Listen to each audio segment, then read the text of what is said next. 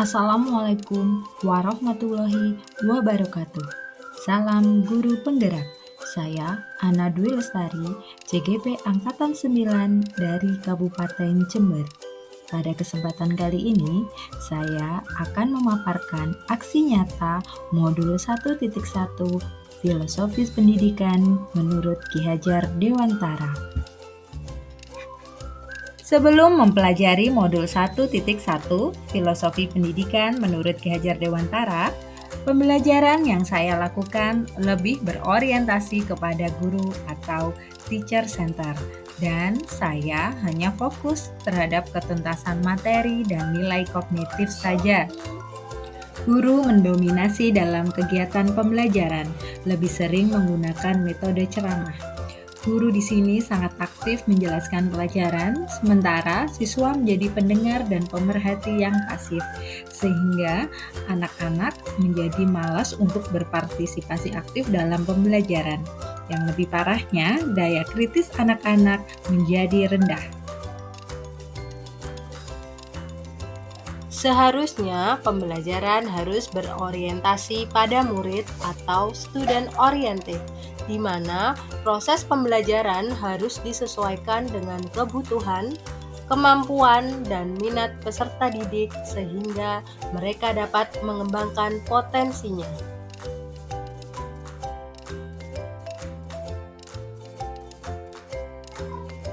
Saya mempelajari banyak hal dalam modul 1.1 tentang pemikiran pendidikan menurut Ki Hajar Dewantara, sehingga saya dapat mengubah praktik pembelajaran yang saya lakukan di kelas. Dari filosofi pendidikan Ki Hajar Dewantara, saya menyadari bahwa mendidik tidak hanya transfer ilmu pengetahuan atau materi saja, melainkan menuntun murid berdasarkan kodrat yang sudah melekat pada diri anak. Sehingga saya memahami bahwa pembelajaran harus berpusat pada murid. Saya merasa tergerak untuk memperbaiki praktik pengajaran saya di kelas dengan menerapkan pembelajaran yang menyenangkan dan berpusat pada murid. Ide yang timbul selama proses perubahan adalah sebagai berikut. Dengan mengubah metode pembelajaran sebelumnya teacher center atau berpusat pada guru menjadi student oriented atau berorientasi kepada murid, yakni dengan menerapkan nilai-nilai kolaboratif, aktif, mandiri, dan menyenangkan. Berikut praktik baik aksi nyata yang sudah saya lakukan. Sebelum melakukan aksi nyata, tahap pertama yang saya lakukan adalah perencanaan, yaitu dengan diskusi dengan teman sejawat, kemudian menyusun perangkat pembelajaran. Pada tahap pelaksanaan, pembelajaran diawali dengan kegiatan berdoa terlebih dahulu. Hal ini untuk meningkatkan karakter religius pada anak. Kemudian dilanjutkan dengan memberikan apersepsi, motivasi, dan menyampaikan tujuan pembelajaran. Kemudian saya memberikan pemaparan materi mengenai kegiatan pembelajaran yang akan dilakukan. Anak-anak memperoleh lembar kerja peserta didik, kemudian mereka mengikuti petunjuk pengerjaan LKPD yang sudah diberikan. Kemudian, peserta didik diminta untuk melakukan presentasi kelompok di depan kelas dari hasil diskusi kelompok.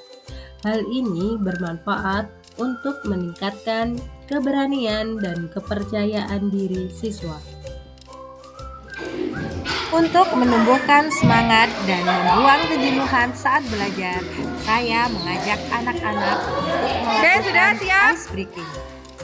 Persiapan. Untuk menumbuhkan semangat dan membuang kejenuhan saat belajar, saya mengajak anak-anak untuk melakukan ice breaking.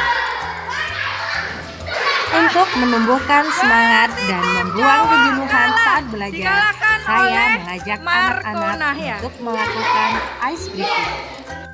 Pada kegiatan pembelajaran, guru memberikan penguatan dan mengajak refleksi kegiatan pembelajaran yang telah dilakukan. Hal ini dapat melatih siswa untuk mengungkapkan pendapat pada saat proses pembelajaran telah selesai dan yang sedang berlangsung. Dengan demikian, siswa dapat menyampaikan harapannya terhadap pembelajaran yang akan dijalaninya. Adapun tantangan dan solusi yang saya hadapi adalah: yang pertama, beberapa murid masih kurang percaya diri untuk tampil aktif dalam kegiatan presentasi. Solusi yang dapat dilakukan yaitu memotivasi murid dengan memberikan penguatan dan melatih untuk berani berbicara di depan kelas dan selalu melibatkan murid pada setiap tahapan pembelajaran. Tantangan yang selanjutnya yaitu beberapa murid masih mengandalkan temannya dalam kegiatan diskusi kelompok. Adapun solusi yang dapat diberikan adalah membimbing murid secara personal dengan menuntun agar lebih mandiri. Berikut adalah testimoni dari rekan sejawat dan siswa di lembaga saya.